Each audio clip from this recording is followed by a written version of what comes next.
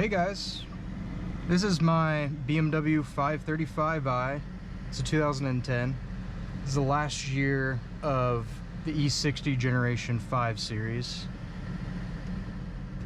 And this one has a 6-speed manual transmission, rear-wheel drive only. This one isn't an all-wheel drive model.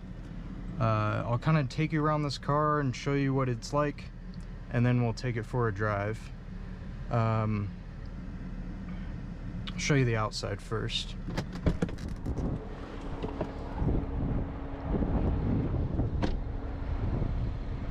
So this is my 2010 E60, like I said. Has the N54 engine, twin turbo, 3-liter inline 6, 300 horsepower, 300 pound-feet of torque.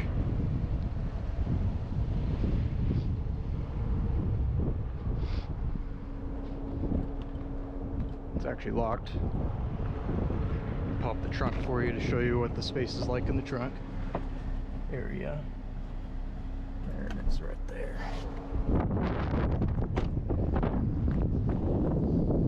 So some of the stuff move around in here, but we used this on a family trip with 4 people. Did like a 1,600 plus mile road trip. And we packed probably 4 medium-sized suitcases in here pretty easily.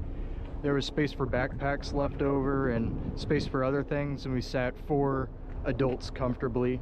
I'm 5'9", and my dad's 5'8", and then my sister and my mom are probably 5'3", 5'4", so that kind of gives you an idea of how big we are. And we sat 4 people comfortably in this car for a 1,600 mile road trip. You've got a toolkit up here. It'll come undone. You got a toolkit up here, first aid kit. You got your tools for jacking up. And this actually does have, surprisingly, has a spare tire in it. Continental spare tire.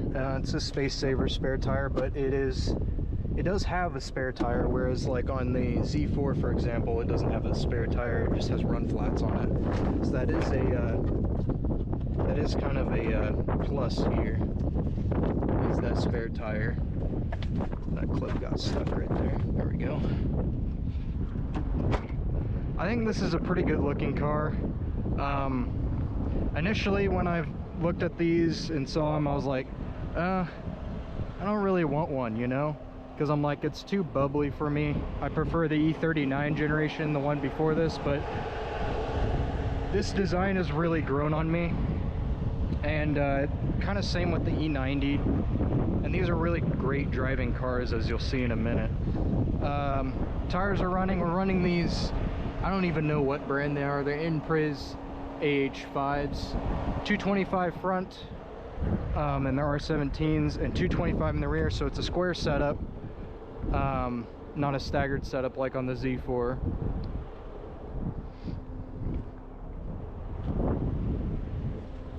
Let me unlock the rear door so you can kind of see what the rear space looks like.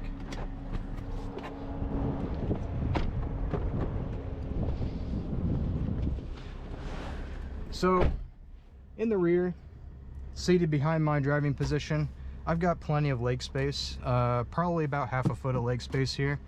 You've got 12-volt socket, you've got air vents back here. You can kind of mess around with the air. There's no temperature control back here, but you do have that. There's also a couple cup holders. There's a little space for stuff. I've got napkins in there. There is no pass-through on this E60. I think some of them do have a pass-through. This one does not have a pass-through, so that is kind of one of the downsides with how this one was spec'd, but pretty good overall. The seats are nice and comfortable, and like I said, we took this on a long 1,600 plus mile road trip, and it was perfectly fine. It didn't skip a beat, anything like that. Really just great fuel efficiency, also really good. Get back in the driver's seat and show you around the controls in the front.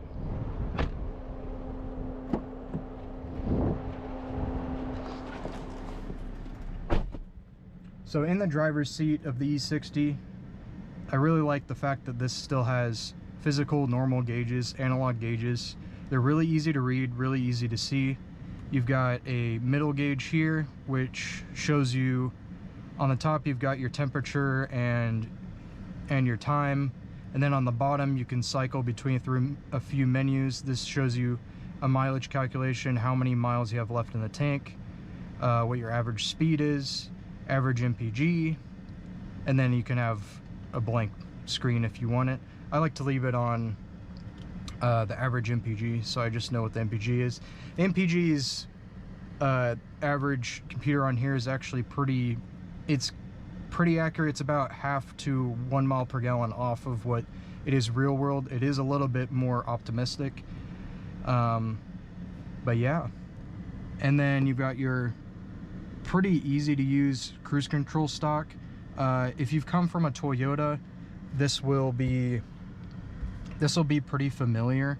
The only difference is that up and down turns it off, and backwards and forwards speeds up or decreases your speed. So that's kind of the big difference between this cruise control stock and like the one you get from Toyota. You got volume controls up and down, track selection, got automatic wipers. They don't stay on all the time. I tried to figure out on the infotainment if you could keep them on all the time where it would just automatically turn them on, but I don't think it does do that. It does have the turn signal that doesn't stay down, but once you get used to it, it's pretty easy. Got automatic headlights. I just leave them on automatic all the time, and then you got a dimmer switch for your gauge cluster. You got your window controls over here to the side. It's got heated seats for both you and the passenger next to you. There's your trunk release. This is a smoker's package car, so it does have some ashtrays in it. I don't believe it was ever smoked in though. This goes in the back of the 12-volt socket in the back there. But you know, it's a 12-volt socket. You could use this as a storage thing. You could probably actually just take that out and then use it as a little storage area. CD player, of course. From this area, you're still gonna have the CD player. It does have Bluetooth, but it is only Bluetooth calling. There's no Bluetooth music on this. So what I did instead is, in the center console, I'm using this Bluetooth receiver. It's called a PoV Bluetooth receiver I got off of Amazon. It works really well with my phone.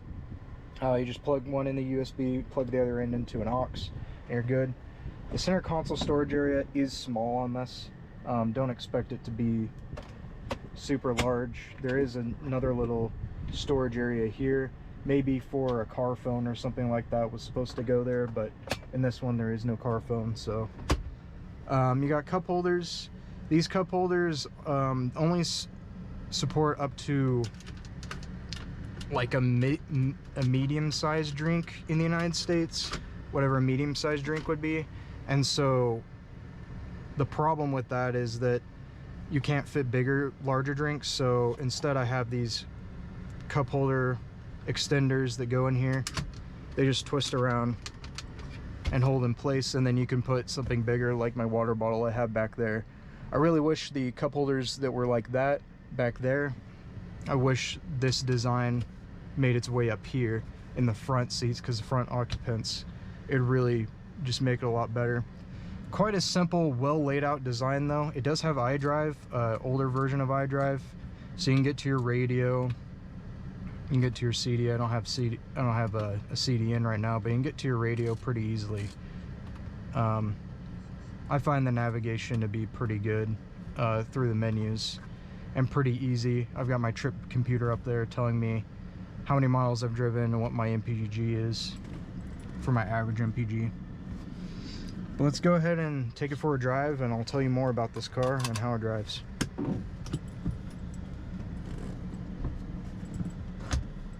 I do also like the fact that this has an armrest that comes out, so you can rest your elbow here, like if you're on a long trip.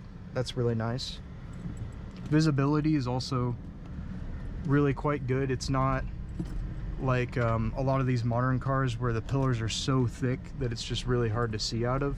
This has good visibility. I do wish the mirrors were a little bit bigger, but that's just, you know, that's just like a small little complaint. I think overall visibility is quite solid here. And the first thing you'll notice, compared to maybe like a Honda or like my Z4 for example, is just the fact that the steering is going to be heavier. The clutch pedal as well is quite a bit heavier here.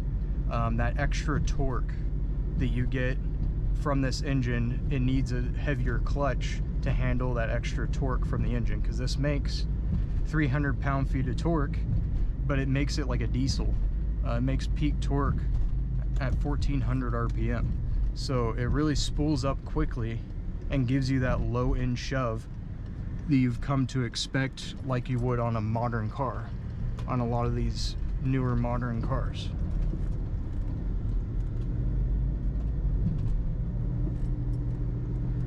And that low end torque really just pulls you along nicely.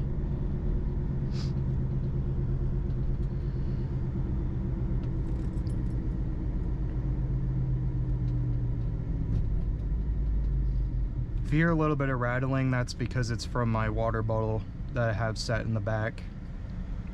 If I put it up here, it'd probably rattle even more, so that's why I put it in the back. Air conditioning is on right now because it does get pretty hot right now. It's 100 degrees Fahrenheit right now. So last time I did a review and the camera overheated, so this time I'm taking my precautions and making sure that the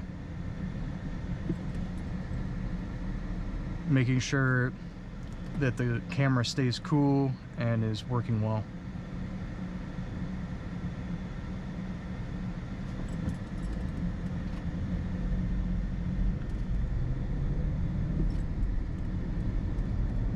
Yeah, but like I said, that torque really pulls you along. The gears are longer than the Z4 gears, so I believe second gear tops out at like 68 miles an hour. But I usually just shift it at 3000 RPM. I'll shift at 3, yeah, most of the time. In the Z4 I'll shift maybe at 3.5. It still has plenty of torque down low for that car.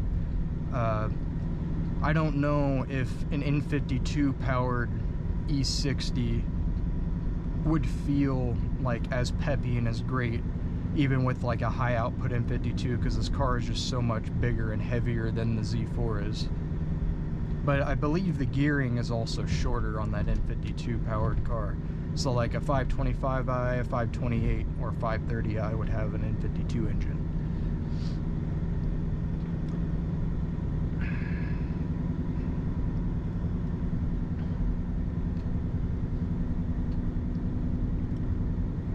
We're going to go around this corner and then we'll give it a bit of acceleration here.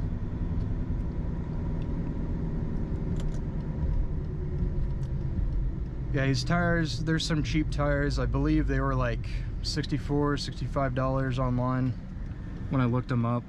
So they are not some expensive tires.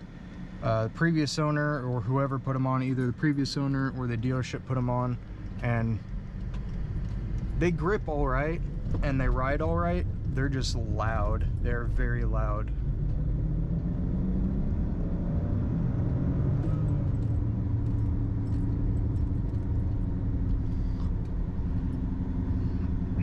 So I got to do a little bit of an acceleration there. The reality is that you're going to be driving in traffic a lot. So the times that you can really go flat out and use the throttle, well, you can't do that very often. I mean, as you can see right now, we're driving below the speed limit. And this is the reality of driving around town, driving around a city, is that you're going to be driving with traffic most of the time, and there's going to be a bunch of cars in front of you.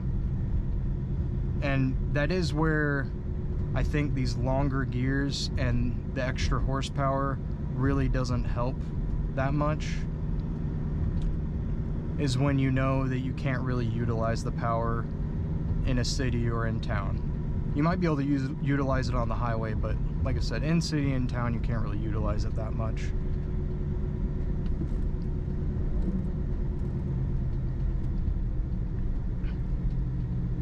Throttle response is pretty good. It's not as good as the Z4, but it's still pretty dang good. Brakes are very progressive, but very easy. The more brake you give it, the more you get out of it. You know, more brake pressure, the more you get out of it.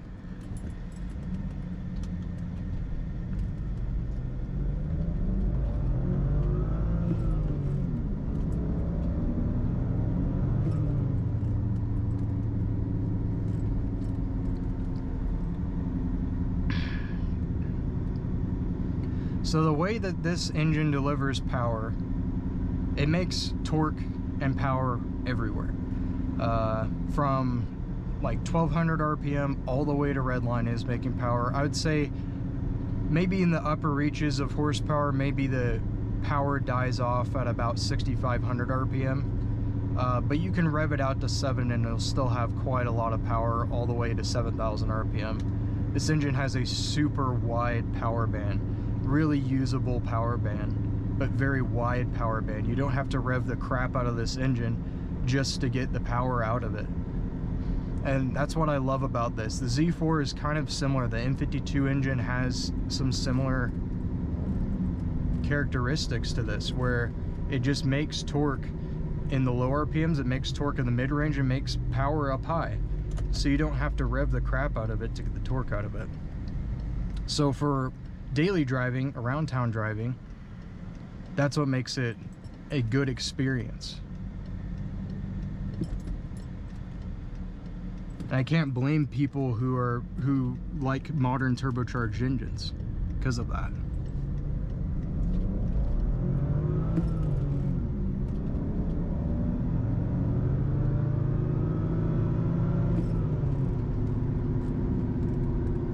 As you can hear, the tires get pretty loud. I need to change those out.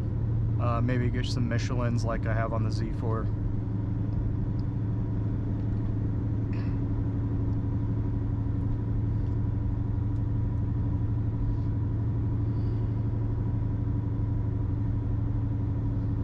But overall, I mean, the gearing is on the longer side, like I said, but it's still within realm of like usable gearing. It's not too crazy long where you just can't ever use like second gear. Some cars, like even like Porsches from this era, even like early 2000s Porsches, on like a Boxster or something like that, the engine may rev decently high, but there's not that much torque down low. And so it really can feel a bit anemic when the gearing, when it's geared in second gear to do 67 miles an hour. Whereas on this, it makes so much torque down low that it can have the longer gears and not feel anemic.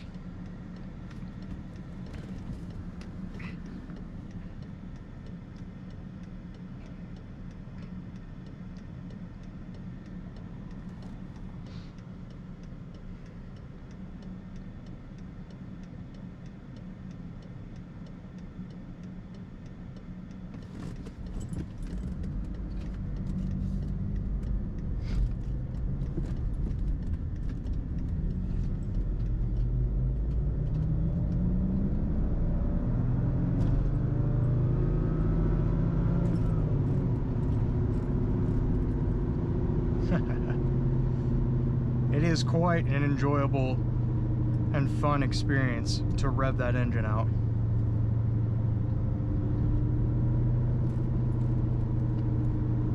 So now that we're sitting kind of at highway speed, we're at 61, 62 miles an hour. We're in 5th gear right now. If I go down into 6th gear, we're sitting at just over 2,000 RPM. As you can hear, these tires are loud.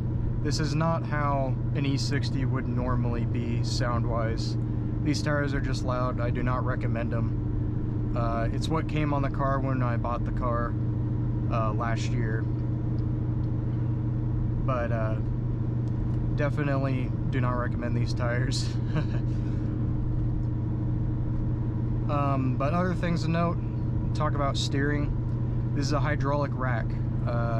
It is lighter than the E90 steering rack that was in my sister's car, but it is quite a bit but it still has some extra weighting compared to the Z4, that electric power steering rack. And the big advantage with choosing a hydraulic rack like this is the feel and the way that the steering loads up in a corner. Typically on the electric power steering racks that I've driven, they don't really like to load up in a corner. So even if they have a decent amount of feel, you don't know how much front end grip you necessarily have. And that is the big advantage, I think, with these older hydraulic systems, is the fact that you have steering that likes to wait up in a corner, so you know how much front end grip you have. So if you're in a situation when it's like raining or if it's icy, you can feel with the car when you're losing traction at the front end. And that, I think, is an important safety feature as well with these hydraulic systems compared to the newer electric power steering systems. But feel and feedback, quite good, quite excellent. I don't think I've driven a modern car that has had this level of feel and feedback, if I'm being honest. Is this the end-all be-all steering as far as like feel and feedback and weighting and all of that? No, it is not. Even the E90 is not. But it is still very good. You can feel a decent amount of texture through the road. You can feel the bumps and cracks in the road. You know what you're driving over, and you can feel when the front end is about to wash out. And that is one of the big things that I really do like about this car, is that steering. That steering does really feel engaging. You're really engaged with the car and you're a part of the driving experience. And the throttle tuning, very excellent, very good. It's not as good as the Z4, like I said before. It is a turbocharged engine, so no matter how much work they put into making the turbos to where they can just spool up super quick, that doesn't mean that this car can just like magically have all the torque all the time. It does still have to spool up those turbos. That's just how physics work. And go around this corner.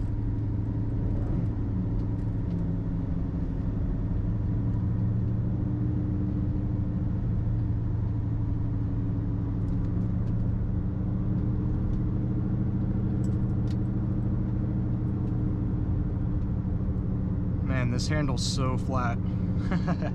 Not as flat as the Z4, but you know, it gives you some body roll, so you get a sense of how much weight you have at the rear. And then you can kind of manage it with throttle, and you can manage it with the steering. It's really a car that talks to you and tells you what's going on at the rear, tells you what's going on at the front. The Z4 does that too, it just does it more through the chassis itself and through the suspension rather than through the steering.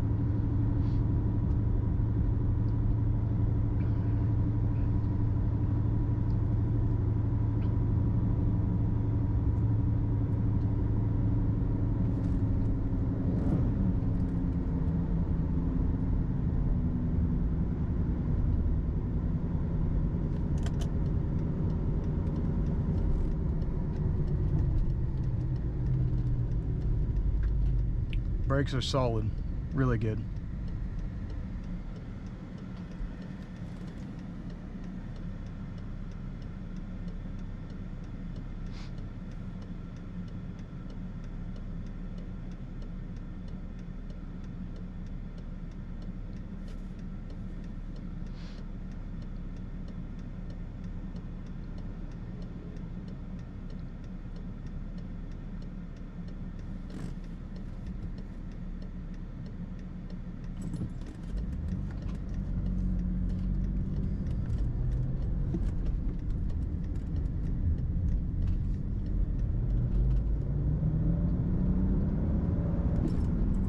Kind of hear the turbos a little bit there.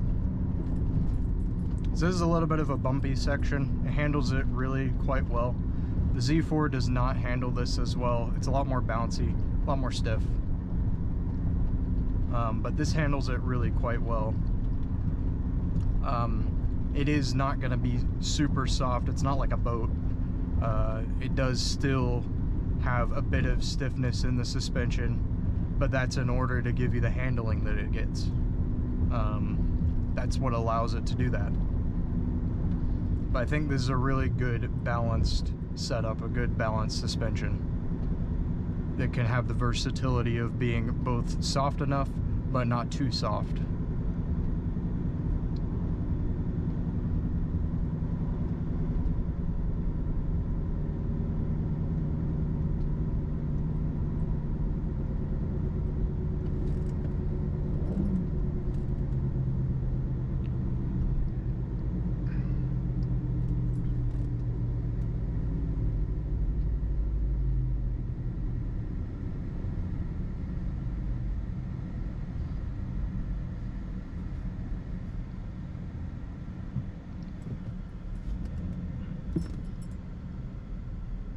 Go on ahead.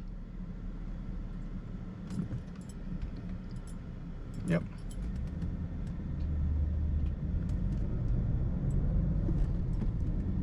If someone waves you on, always go ahead. Don't try and fight it.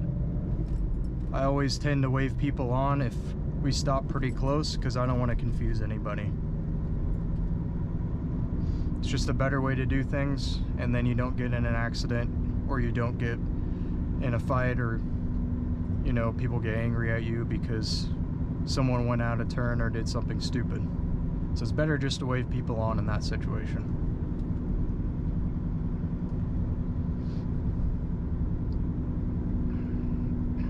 Another thing to talk about, the shifter. I haven't driven a whole lot of BMWs, but the shifter's alright. It's not as good as the Z4. The Z4 is a shorter throw, notchier feeling shifter. Definitely a bit more exciting, a bit more engaging of a shifter, but this isn't bad. I still enjoy it. I still think it's a good shifter for what it is. It is a bit more of a kind of relaxed shifting experience. At least that's how BMW wants to perceive it, by the longer throw and the difference in weighting and that kind of thing. The Z4 has a bit more of a weighty feel to it shifter wise as well.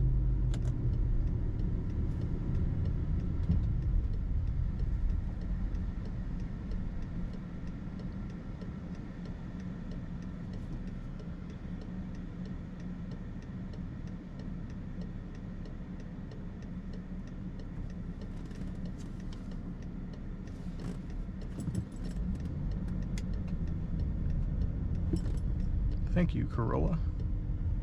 Oh.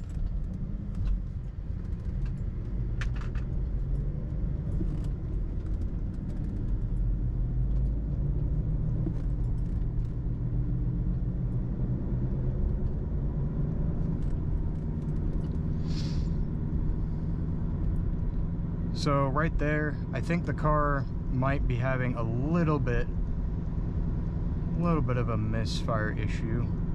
I did replace the spark plugs and the coils on this vehicle previously, and that did seem to fix the issue. But this might be more related to possibly carbon buildup. So that'll be something else that I might need to mess around with and fix. Or it might just have to do with the throttle tuning being a little bit wonky and a little bit weird right there. But it does do that every now and then. But usually when it's warmed up, it's fine.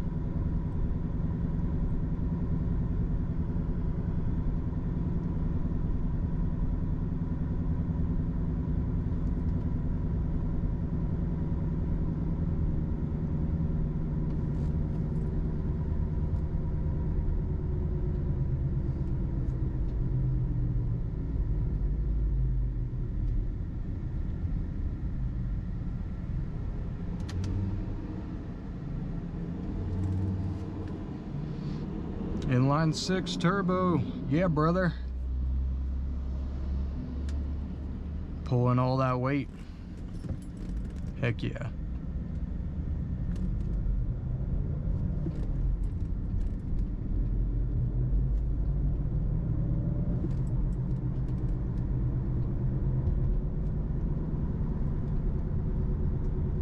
it might just also be the roads are being a little bit bumpy. That could be all it is. And you just feel it through the steering and the suspension.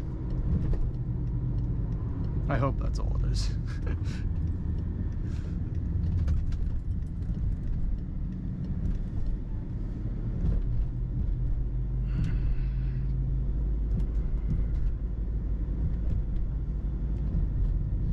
Yeah, but good amount of feel right here because the road is a bit more rough. You can definitely feel that texture of the road right there and feel the expansion joints as well.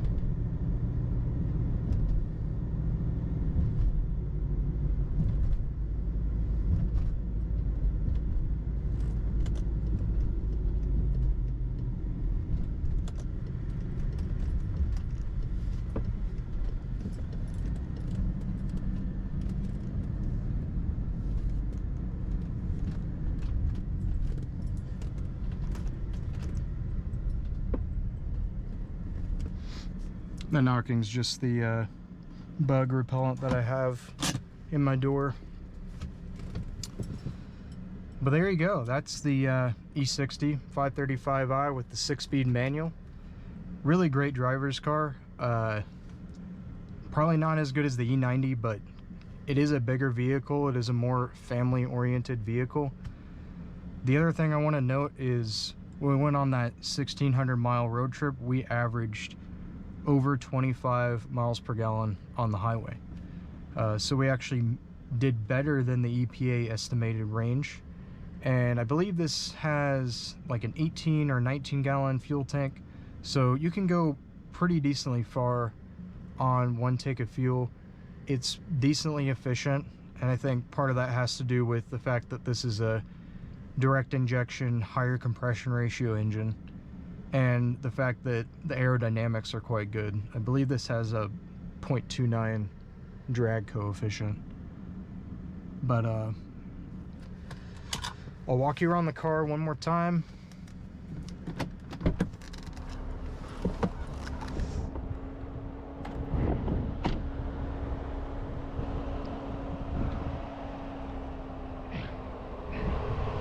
I really have grown fond of this design. I think it's aged pretty well. Tell me in the comments below what you think about the design of the E60. I think it's aged a lot better than people realize. Alright, that's all for now. Thank you for watching. Like and subscribe.